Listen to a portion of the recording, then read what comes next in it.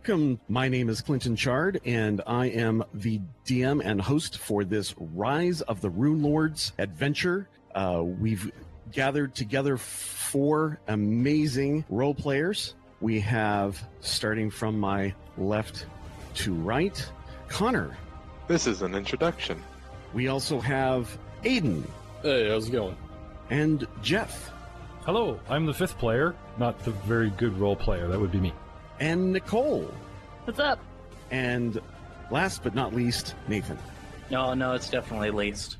Definitely least. Excellent. Well, we are here to have a grand adventure, going through Varisian lands, ancient Thessalonian ruins, mountain peaks, and desert lands. We are started here in the city of Sandpoint. Coastal Sandpoint has faced few trials and dangers over the course of its 42-year history, but unfortunately, that is about to change. Unknown to the town's founders, they chose to build their community over the ruins of an ancient stronghold, once used as laboratory and prison. A place where horrific experiments and unholy explorations into what divides man from monster took place. These are the Catacombs of Wrath, a place where arcanists explored and perfected the stolen arts of life-shaping and flesh-warping, one of several such sites used by Runelord Alasnist's apprentices during Thessalonian's height. When Thassalon fell, these catacombs went dormant, but the one buried under Sandpoint was not fated to stay that way. I'm going to hand out experience, but it's going to be on the medium track. This one said to start out fast, but the last 2 times I've played this, the players got quickly too powerful. So I'm going medium, based on experience. Well, we are starting part 1, Festival and Fire. For 5 years, the faithful of Sandpoint have attended church in temporary structures erected after fire destroyed the previous temple. And while their new religious leader was helpful, kind, and wise, the church wasn't the same. Now the new cathedral is finally done. All that remains is for Swallowtail Festival to renew the site's blessings from the gods, and it will be as if the Sandpoint fire had never occurred. So I guess we should talk about Varisia and where we are in the world. Golarion is like the term Earth for our world. Magnamar is the local metropolis, literally tens of thousands of people there on the coast, and just up the coast, about 50 miles, heading north from Magnamar along the rocky coastline, quickly find themselves in a peculiar country. Fog drapes the rolling landscape, floating spectrally along damp and lonely moors. Small woodlands grace the region, their tangled depths redolent of nettles and pepperwood and pine sap, while further inland, river valleys lined by majestic redwoods wind between the ragged tors and limestone escarpments. The region's vastness and sense of isolation have earned it its local name, the Lost Coast. There are pockets of civilization along the Lost Coast. Traditional Varisian campsites can be found in nearly every gulch and hollow along the cliffline reaches, and lonely houses sit upon bluffs now and then. Domiciles for eccentrics or the rich seeking a bit of peace far from the bustle of Magnamar's streets. Roadside inns grace the Lost Coast Road every 24 miles or so, placed by virtue of the distance most travelers can walk given a day's travel. Low stone shrines to Desna, goddess of wanderers and patron of the Varisians, give further opportunities for shelter should one of the all-too-common rainstorms catch travelers unaware. Given time, any of these seeds of civilization could bloom into a full-grown town or even city. It's happened once already along the shores of a natural harbor, nestled among the cliffs some 50 miles northeast of Magnamar. What was once a larger-than-normal Varisian campsite in the shadow of an ancient ruined tower has become the Lost Coast's largest town. Sandpoint, the light of the Lost Coast. Passing through the bleak moor, between the brine stump marsh and the ashen rise, through the ashen moor, past the pyre, and crossing Cougar Creek, you see then Sandpoint and the Old Light. What's the ratio of races, like human being your stock race? In Sandpoint? In the area. Varisia, mainly human. Varisians wander the area in covered wagons. They have colorful scarves and head wraps, vests and white shirts typically. As they travel from community to community, others that have moved into the area, like the Ulfin, Chelish, and those from the more traditional inner sea regions, are different than the Verisians. Verisians tend to cause trouble sometimes from these other races' point of view, because they're traveling all the time and they're with their fiddles and accordions, making strange music and dancing into the night. And some even form criminal organizations called the Sharni, and they tend to think that your stuff is their stuff, and they're very organized. So that's the Verisians. Think of the Northwest. It's very wet, mountainous, forested areas. Well, as one approaches the town of Sandpoint, the footprint of civilization upon the Lost Coast grows more clear. Farmlands in the outlying moors and river valleys grow more numerous, and a blue-green waters of the Verisian Gulf bear more and more fishing vessels upon the waves. Passages over creeks and rivers is more often accomplished by wooden bridge than ford, and the Lost Coast Road itself grows wider and better kept. Sight of Sandpoint from either approach, south or east, is kept hidden by the large upthrust limestone pavements known as Devil's Platter, and the arc of the rocky outcroppings and lightly forested hilltops that rise up just east of the town, just as the final bend of the road is rounded. Sandpoint's smoking chimneys and bustling streets greet the traveler with open arms and the promise of warm beds. A welcome sight indeed for those who have spent the last few days alone on the Lost Coast Road. From the south, entrance to Sandpoint is governed by a wooden bridge, while from the north, a low stone wall gives the town a bit of protection. Here, the Lost Coast Road passes through a stone gatehouse that is generally watched by 1 or 2 guards. The southern bridge is typically unattended. Aside from the occasional goblin, the citizens of Sandpoint have traditionally had little cause to worry about invasion or banditry. The region simply isn't populated enough to make theft a lucrative business. Hanging from a bent nail in both the gatehouse and the southern bridge is a sign and a mirror. Painted on each sign is the message: "Welcome to Sandpoint. Please stop to see yourself as we see you." Now, Uller, a half-orc from Belkson. Belkson is from the east. It's actually directly to the east of Verisia, the Orc Savage lands of this game. What does Uller see when he looks in the mirror? When Uller looks in the mirror, he sees a kind of freakishly tall orc. I just did everything based off of the stat rolls in the book, and I got 6'8". So wow. I'm getting close to reaching the large category of miniature, if you know what I mean. Uh-huh. Kind of jacked up. As a monk, he follows a pretty strict regimen of various exercises and meditations. Aside from that, he's got dreadlocks and mutton chops, kind of a dark brownish hair. When I made the character, I was totally going off of the vantage of, like, the wise monk. So that's what I'm going for. What kind of clothes is he wearing? Monk's robes. What color are they? I imagined an earthy, like an orange or a brown. Probably Okay. orange. Let's go with orange. What brings Uller Burzum to Sandpoint? So Uller grew up in a monastery. It was a small little hamlet in Belkzen, which is a land usually devastated by all sorts of violence. It's kind of nice to find a little nook and cranny where you can peace out for a little bit. And some of the fauna of Belkzen involves, like, giants. After rumor of Verisian plains being infested with them as of late, or at least having their numbers be on the rise, he wants to be able to be available should there be any assistance required. Well, thank you. So when Vraskin Serenfeduath, oh boy, I ruined that. Could you tell me how that's pronounced again? Yeah, sure. It's Serenfeduath. Serenfeduath. Okay. So what does Vraskin see in the mirror when he approaches, and where is he coming from? As he looks in the mirror, he first doesn't see much because the top of his cloak is covering most of his eyes. But as he tips it back, he sees a fairly tall, blonde, blue-eyed Ulfin, pale-skinned human, cloaked heavily in deep purple and blue and black robes, walking around with a large staff and a book in the hand, reading. Okay, so a learned fellow. Yes. Vraskin is from the land of the Lenorm Kings up north. Why were you coming down here to this quaint little town of Sandpoint?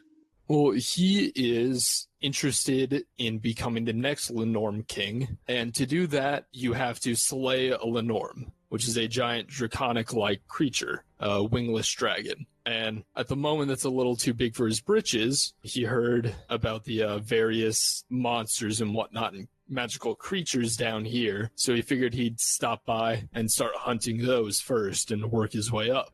And the reason why he's in Sandpoint is to get some research done on the area before heading out and starting slaying things. So he has a quest for power. A quest for knowledge and eventual power, yes, but he's not power hungry. He feels he can do better than the current king. I see. Okay. Well, thank you.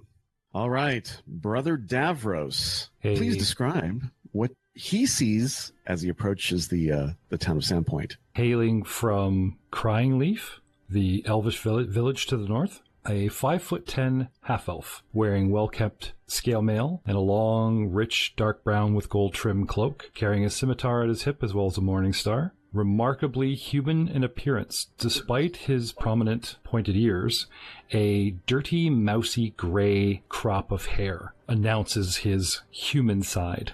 Although some slight in the cheekbone and jawline, his narrow, small grayish eyes and tan skin mark him as remarkably human. Okay. He has a habit of speaking quietly, constantly muttering to himself as if speaking to someone else. But we'll get into that later. Okay. Never knew my father. Mother was elvish. Embraced a faith by discovering a very strong-willed woman, a cleric of Sarenrae, who passed through. Fell in love, became engaged, and was about to be married when she vanished.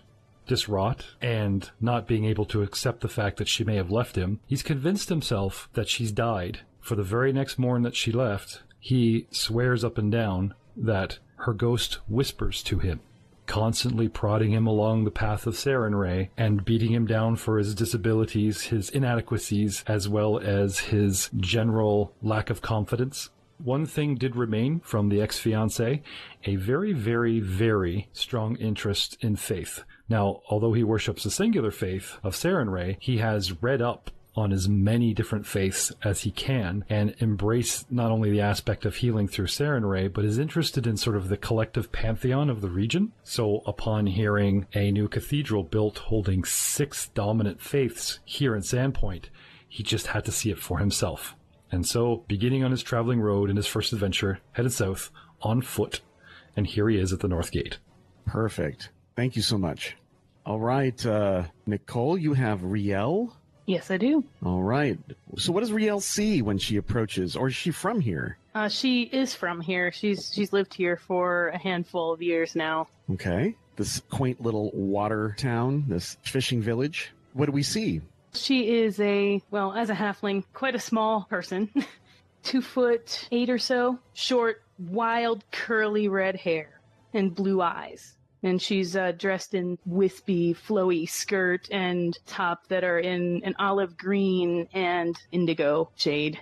Okay. Taking a bit from the local Varisians? Yeah, she kind of acclimated to the bohemian aesthetic. Right. Does she have a scarf like the other Varisians do? She does have one that she kind of wraps around her shoulders and back kind of as an adornment to her top. So you've taken on the Varisian style. That's great. Okay. So why is she an adventurer? Well, she's not an adventurer yet, but she's fallen on quite a bit of hard luck. Because she was married to a Fletcher and Bowyer, and their livelihood was their shop. And while her spouse was recently killed, she doesn't have the skill with creating bows and arrows to keep that aspect going. You know, she was the materials gatherer, so she's really struggling with business right now, and she's at the end of her rope. Okay, I see. Did the death occur in the late unpleasantness? There was a rash of murders that occurred in Sandpoint, and people don't really like to talk about it. There was an old man named Jervis Stute, and he lived outside of Sandpoint on some rocks just off the coast. And he would come across, and he would wander about the town looking at posts or shingles or other kind of fencing or some other kind of wood that had a local bird hidden within it. And he would do some chiseling and sculpting to release the birds from their imprisonment. And he became quite popular, Jervis was pretty specific on who he did or what fence post or lintel or steeple. Even if people said, "Hey, come make one for me," he would just said, "Nope. It's just there ain't no birds in that wood for me to set free," kind of guy. And after a while, though, people started dying. They were chopped limb from limb, and eventually they found that it was this guy, Jervis Stute, that was doing it. And it was shocking everyone. Could your beloved have fallen victim to Chopper? Pretty mysterious circumstances. Riel just found the body brutally hacked up, and not much else to go on other than finding a ring near the body with a crest that she did not recognize on it. And it was more recent than the last 5 years ago. I would that's when the late unpleasantness happened, about 5 years ago. Less than 2 years. Okay. So Riel is still struggling from this. Her partner was murdered, and that was the shop was her love, right? Not yours. The shop is falling in disrepair, and you're not producing quality goods, and it's just frustrating and struggling, and everything's bad. Okay, you're looking for a change. All right. Well, thank you, Nathan. That's me. Reeton, where is he from? He's from a village outside of Jorgenfist. Jorgenfist, okay. What brings him to Sandpoint, and what do we see? You see a very short, 4-foot-tall dwarf with a bald head and a big red beard. Basically, his village was attacked by giants, and the majority of the village was destroyed. Him and his family, after they fought back the giants, went to Sandpoint to basically fortify them up because there's not a lot of defense there. So they want to help out if the giants do go and attack Sandpoint. Okay. And obviously, being a dwarf, he hates giants anyway, and then they also attacked his village. Is he a giant slayer? Yes. I'm a barbarian, and I have the feat of giant slayer. What kind of weapon do you wield? It is a dwarven Yurgosh. Dwarven Urgosh. Okay. I'm having trouble remembering what that looks like. It's a double weapon, an axe head and a spear point on opposite ends of a long haft. Well, that is our team of adventurers as they approach into Sandpoint. We have some from the north, from the Lost Coast Road, and some from the south, and some from inside. Perfect. So you have arrived at the brand new cathedral, and it happens to fall on the Swallowtail Festival, which is held on the autumnal equinox, generally on the 22nd or 23rd of the month of Rova. The Swallowtail Festival is beginning quite early. As you wander in the early morning, the square before the church quickly becomes crowded as locals and travelers arrive, and several merchant tents featuring food, clothes, and local crafts and souvenirs are there to meet them. The turnout for the opening speeches is quite respectable, and the 4 keynote speakers each deliver short but well-received welcomes to the festival. Mayor Deverin, her friendly attitude and excitement prove contagious as she welcomes visitors to town and jokes about how even Lars Rovanki, the local tanner and notorious workaholic, managed to tear himself away from the tannery to attend, much to everyone's amusement, except Lars's, who crosses his arms and grimaces. Sheriff Bellor Hemlock brings the crowd down a bit with his dour mood, his reminder to be safe around the evening's bonfire, and his request for a moment of silence to remember those who have lost their lives in the fire that claimed the town's previous church several years ago. The next speaker is scheduled to be a local nobleman, Longiku Kaijitsu, but a sudden illness has prevented him from attending the ceremony. This isn't something that surprises the locals, given Longiku's well-known dislike of frivolity in festivals. Sandpoint's own showman, Sirdrak Drakus, is more than up to the challenge of bringing the crowd's mood back up with his rousing anecdotes. He delivers a not completely irreverent recap of the long process the town went through to finance and construct the new cathedral. He throws in a bit of self-promotion at the end, as is his wont, inviting everyone to stop by the Sandpoint Theater the following evening to check out his new production of The Harpy's Curse, revealing that the lead role of Avasira, the Harpy Queen, will be played by none other than the famous Magnamarian diva, Alashanda.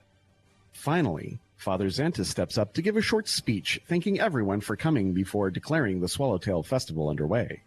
numerous games and contests are taking place during the day, including sack races, games of hide and seek, weightlifting challenges, balance beam contests, tug of war events, and the like. Now, you guys can take part in as many or as few of these games as you wish. I would like to do tug of war. Yeah, I'd be down for all of those if they're actively going on about town. All right. So who was tug of war? Nathan. Oler, both, right? Yep. Yeah. Okay, we'll start with there. I guess we can just line people up here in front of the stage. And all of these characters you see here, these are all named NPCs. They all actually exist in shop owners or whatever, and they're available to speak with, or they're just all milling about and chatting. Sweet, legal targets. I jump on stage and put Father Xanthus into a headlock. No, not really. That's right. If he's got a name tag on his shirt, he's worth XP. Go nuts. We all get together and just murder everyone in the town hall. So there's a half-orc in monk's robes, first in line. He's massive. He is the line. Everyone else starts to line up opposite him. We've got Titus Scarnetti, one of the nobles, lining up. We've got Banny Harker. We've got even his girlfriend, Katrine Vender. Lars Rovanki is not. He is not going to line up, looking on with derision. Who else is going to line up with this half-orc? He's got the whole town against him so far. Vraskin will. Vraskin lines up and stands behind the large half-orc. All right. Who else? It would be really funny for Riel to try it, but I don't think she would help at all. It would be funny because she would just be dangling there from the rope. Yeah. You're not helping. I was thinking it would just be Uller versus Reeton, the tug of war. Oh, you would just hope for one-on-one? We mono challenge. Yeah. Claire? Oh, are you calling me out? Yes. Being a dwarf, I have to show that I'm better than the half-orc. He's just jealous because I have a full head of luscious hair. Whatever, Yeah. you don't have a beard as good as mine. I have mutton chops. Not a full Thank beard. you very much. Doesn't need to be a full beard. You're going down, dwarf. Already Father's down. emphasis. All right, let's keep it civil. He holds his hand up. Begin. So you take hold of your rope and begin pulling. Both of you make strength checks. I got How a do I- 9. The half-orc was caught by surprise at the ferocity that Reeton begins pulling on that rope, just pulling and pulling, pulling, and quickly moves forward 5 feet, pulls you close. If he does it one more time, he'll win. So I'd like a new check. Hit a 14 this time. Again, That's 16. Reeton yanks harder than Uller can possibly imagine and yanks him off balance, and Reeton wins. Yay! Yay. Yay. The crowd go, they go crazy and start screaming, and they're all wanting to know Reeton's name. Who beat this huge half-orc, this dwarf? His sturdiness obviously overpowered the monk. See, I think what really happened here is he's just lower to the ground. He's closer to the earth. His center of balance is obviously way crazier off of mine. This whole thing is rigged. Shenanigans. Yeah, well, I would win a beard contest too, so. The trash talking does not stop.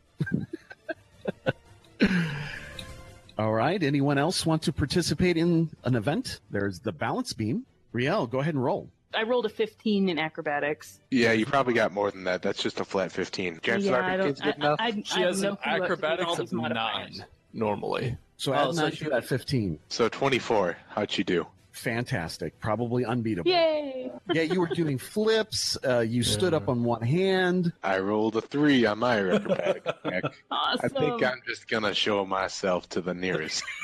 Oh, no. Uller, he gets up on the balance beam. He doesn't fall, but it looks like he's just trying to hold himself steady, just standing there. And, of course, no one is impressed. I actually have +5 to acrobatics. Reeton goes in there, gets on the balance beam, gets an 18. Oh. That's nowhere as good as Riel's. Riel Don't want to do it again? You don't want to do it again, Uller? Yay.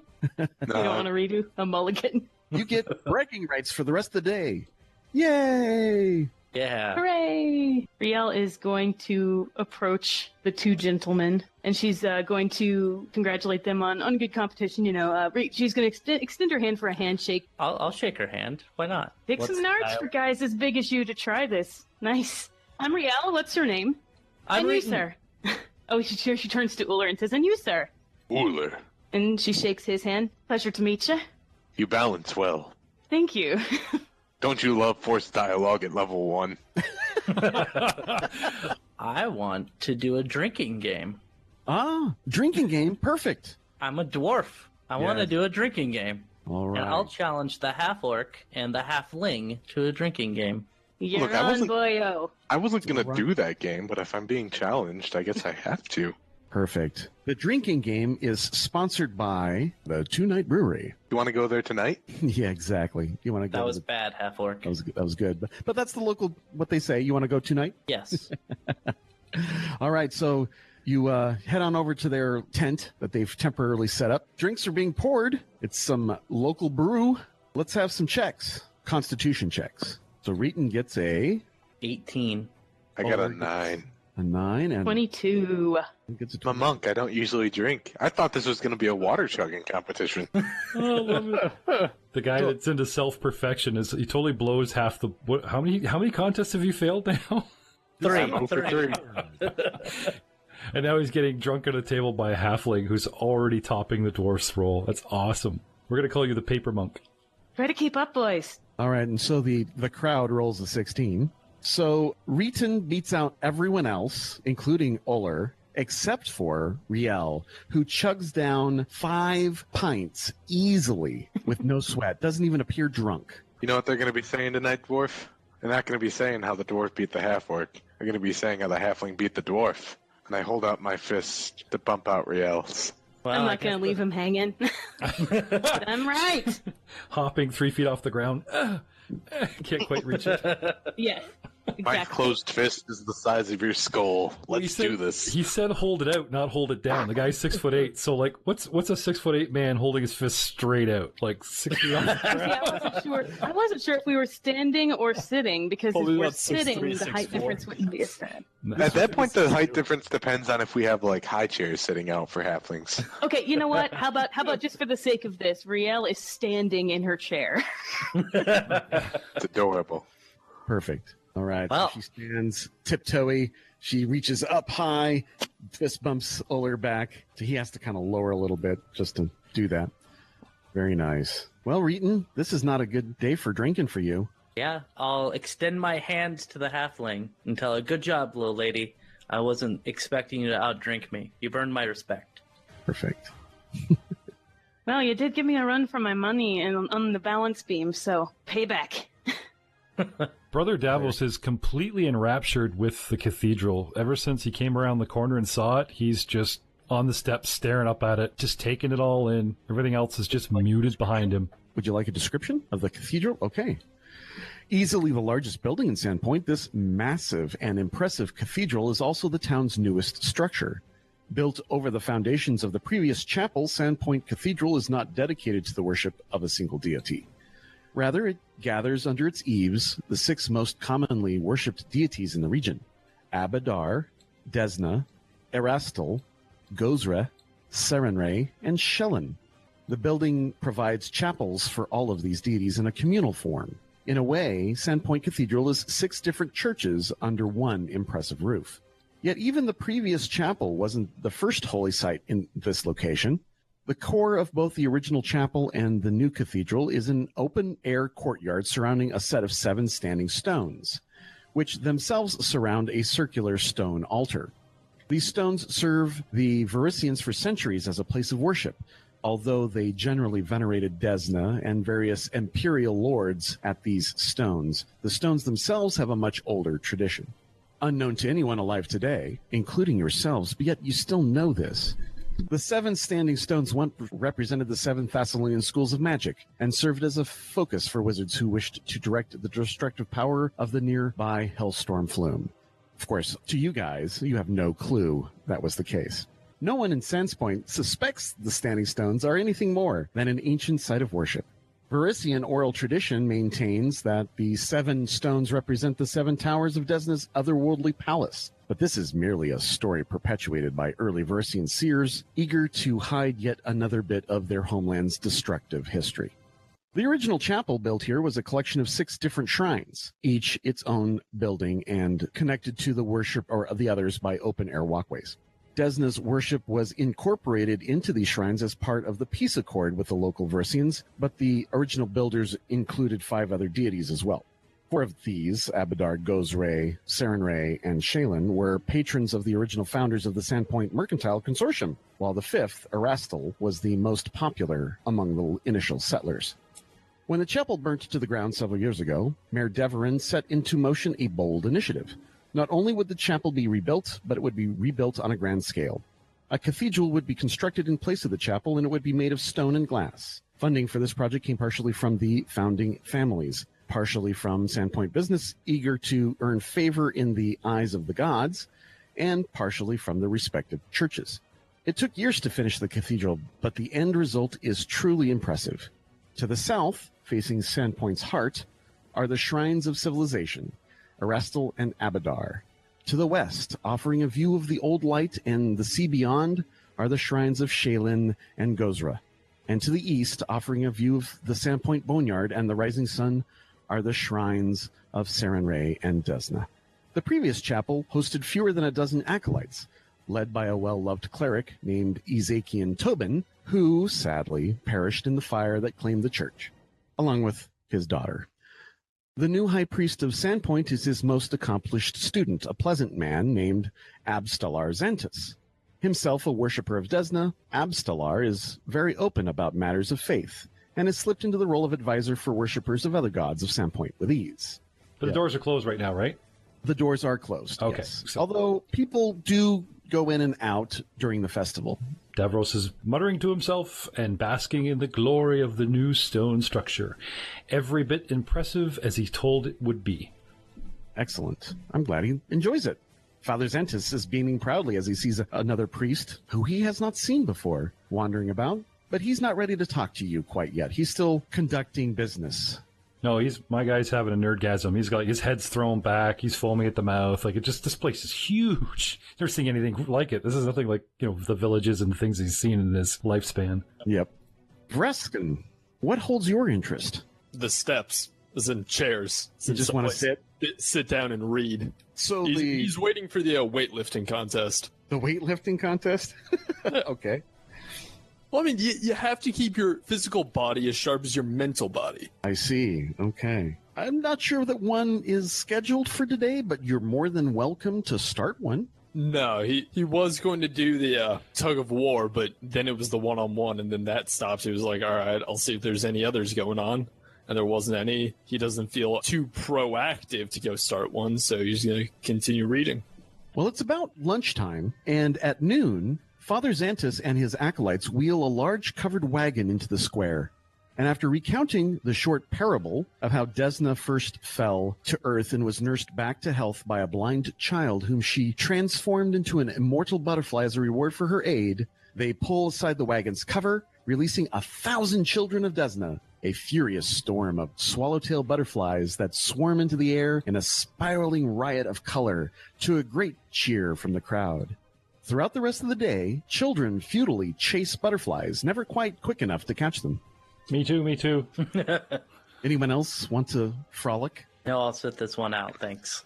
I've lost the tug of war, I've lost the balancing, I've lost the drinking. I don't think I can handle the ego loss if I lose the butterfly collecting. Well, luckily, nobody can actually catch them, so it's okay.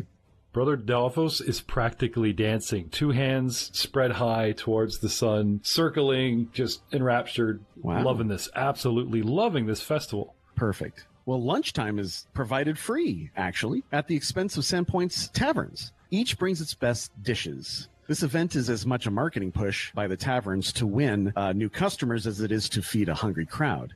It soon becomes apparent that the darling of the lunch is, once again, Amiko Kaijitsu, whose remarkable curry-spiced salmon and early winter drop mead easily overshadow the other offerings, such as the hagfish's lobster chowder or the white deer's peppercorn venison. Amiko Kaijitsu is the owner and proprietor of the Rusty Dragon, a very adventurer-friendly bar and tavern. Any other festivities that people want to participate in? We've got, there is a weightlifting challenge. Oh my gosh, there is one. So let's get that started. Yeah, Drunk Reeton will go and do a weightlifting challenge. Drunk Reeton and Vraskin. Brother Davos is chasing butterflies. If it's happening around me, I'll get pulled in this time. Riel, are you interested? Yeah, Riel's going to spectate on this one as well. Gonna sit this one out? Have you seen my stats? My strength is terrible. All right, let's roll twice because there will be 2 heats. Take the highest of the 2. Let's start with Reeton. What'd you end up with? I ended up with 17. All right, Vraskin. 22. Brother Davros. My best is 22. One member of the crowd, I think it's a half-orc named Gorvy, got a 20. So the 22s, we have a tie between Vraskin and Brother Davros. The casters. Not the warriors, the casters. I just got drunk, man. Sorry. At least I beat the half-orc. At least I beat the half-orc, okay. All right, Brother Davros. 21. Ah, blast it. Saren Ray was shining down on you this day, Davros, for That's you correct. lifted more weight than anyone else in this town. You are definitely the winner of the weightlifting contest. Not bad for a 135-pound half-elf. Not bad. You shocked everyone. Is everyone like staring at him? He's not used to being the center of attention. Realizing what he does. A cheer from the crowd as people are shocked and surprised that there was bets on the side that heavy on the dwarf, heavy on the half-orc, but you were not in the running at all. And so some people lost money, some people made some money. Thank you. Thank you, everyone. Thank you. I'm here all week. Thank you. Try the buffet. No, darling. No, I'm fine. Sorry. Thank you. All right. Finally, as the sun begins to set, Father Xantus takes the central podium, uses a thunderstone to attract everyone's attention, and clears his throat as he prepares to recite the prayer of first dreaming. Unfortunately, something else is going to happen. A sharp retort like the crack of distant thunder slices through the excited crowd as the sun's setting rays paint the western sky. A stray dog has crawled under a nearby wagon to sleep, starts awake, and the buzz of 24 conversations quickly hushes as all heads turn toward the central podium, where a beaming Father Xantus has taken the stage. He clears his throat, takes a breath to speak, and suddenly a woman's scream slices through the air. A few moments later, another scream rises, then another. Beyond them, a sudden surge of strange new voices rise. High-pitched, tittering shrieks that sound not quite human. The crowd parts and something low to the ground races by, giggling with disturbing glee as the stray dog gives a pained yelp and then collapses with a gurgle, its throat cut open from ear to ear. As blood pools around its head, the raucous sound of a strange song begins, chanted from shrill, scratchy voices. Goblins chew and goblins bite. Goblins cut and goblins fight. Stab the dog and cut the horse. Goblins eat and take by force. Goblins race and goblins jump. Goblins slash and goblins bump. Burn the skin and smash the head. Goblins hear and you be dead. Chase the baby, catch the pup, bonk the head to shut it up. Bones be cracked, flesh be stewed, we be goblins, you be food!